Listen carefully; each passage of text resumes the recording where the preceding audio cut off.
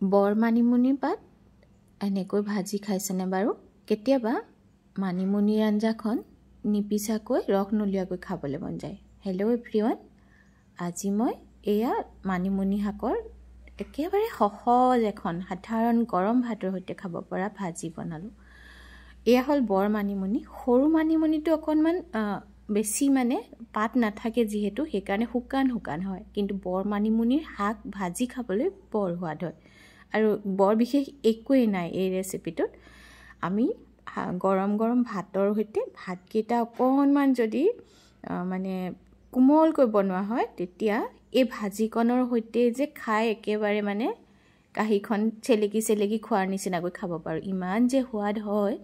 তাতে আকৌ ভাজিখনত যিহেতু মানিমুনি অকণমান কেঁহা ভাৱ এটা থাকে নহয়নে, সেইকাৰণে সেই ভাৱটো মাৰিবৰ কাৰণে আমি ইয়াতে অকণমান লগতে মাছো ব্যৱহাৰ কৰিব পাৰোঁ। তেতিয়াতো আৰু একেবাৰে বিৰাট টেষ্ট হয়। আজি পিছে সেয়াকে বনাইছোঁ। এয়া লৈ লৈছোঁ নহৰুটো আৰু মানিমুনি দিলে বৰ ভাল লাগে, জলকীয়া, বিলাহী এটা লৈছোঁ, পিঁয়াজ আৰু আলুটো দি দিলে কি হয়, মানিমুনি যিটো ভাজিখন অকণমান থুপথুপীয়া নিচিনা ভাৱ হৈ যায়। অৱশ্যে পানী দি নাভাজিলেও হ'ব, তেতিয়া খাবলৈ অকণমান বেছি ভাল হয়। সকলোবিলাক বস্তু কাটি লৈছোঁ। আজিকালি বজাৰবিলাকত মানিমুনি এভেইলেবল, গাঁৱৰ মানুহবিলাকে লৈ আহে। আৰু মই প্ৰতি সাপ্তাহিক বজাৰত গ'লে মানিমুনি লৈ আহোঁ, বৰ মানিমুনি, সৰু মানিমুনি দুইবিধ।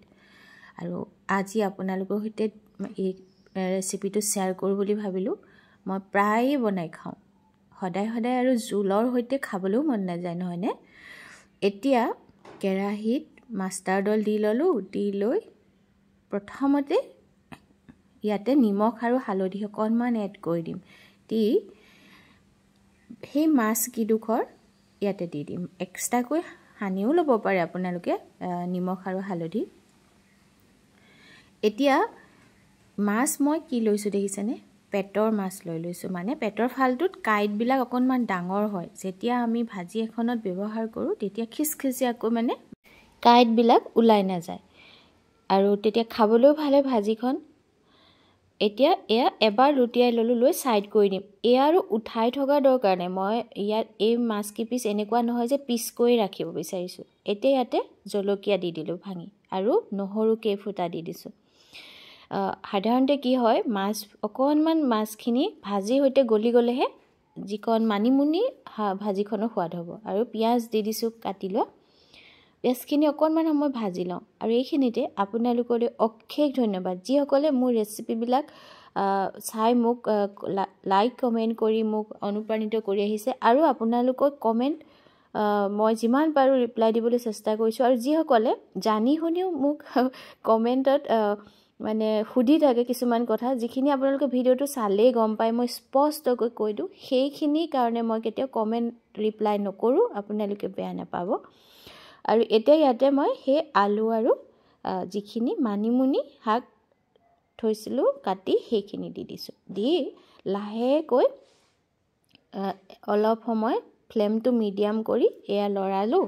লৰোৱাৰ পিছত ইয়াতে অকণমান হালধি দি দিম, আৰু নিমখটো অকণমান চাই চিতিহে দিব লাগিব, কাৰণ মাছ ভাজোঁতে নিমখ দিয়া হৈছিল, সেইকাৰণে মই অকণমান কমাই দিছোঁ। আৰু এতিয়া এবাৰ এনেকৈ লৰাই একদম ফ্লেমটো এতিয়া ল' কৰিব লাগিব দেই। ল' কৰি 5 মিনিটমান সময়ৰ কাৰণে একদম ল' কৰি এনেকৈ চিমতে হোৱাদি হ'বলৈ দিব লাগে। নহ'লে কি হ'ব জানেনে, যদি আপোনালোকে জুইৰ ফ্লেমটো বঢ়াই লৈ এই ভাজিখন বনায়, তেতিয়াহ'লে আৰু পানীও দিব লাগিব শাকখিনি সিজিবলৈ, আৰু খাবলৈও বেয়া হ'ব, শুকাই যাব। আৰু এতিয়া আকৌ এবাৰ ঢাকোন দাঙি লৰোৱাৰ পিছতে এতিয়া মই ইয়াতে বিলাহী দি দিলোঁ। বিলাহীখিনি দিয়াৰ পিছত বিলাহীৰ পৰাতো পানী ওলাব, আৰু সেই পানীতে সিজিবলৈ এৰি দিলোঁ এনেকৈ।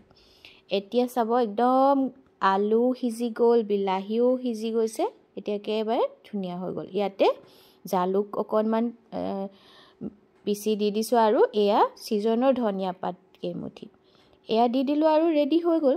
গৰম ভাতৰ সৈতে যদিহে আপোনালোকে এনেকৈ মানিমুনি শাক ভাজি খোৱা নাই, খাই চাব দেই। আৰু এয়া মই একেবাৰে মাছৰ সৈতে মিলাই দিলোঁ। মাছখিনি ভাগি গ'লেহে কিন্তু ভাজিখনৰ সোৱাদ হয়। আৰু এইখিনিতে মোক আকৌ মাছ কিয় ভাগি গ'ল বুলি নুসুধিব, এটা ভিডিঅ'ত মোক সুধি আছে, মই পিছে তাত কৈছিলোঁ বৰালি মাছ ভাজোঁতে নুফুটাৰ টিপছ এটাহে শ্বেয়াৰ কৰিছিলোঁ মোৰ মাৰ। সকলো সৰু বাচ্চা এটাই গম পাব মাছ কেৰাহীত লাগিলে কেতিয়াবা অকণমান ভাগেই, সেইটো কোনো ডাঙৰ কথা নহয়, হয়নে?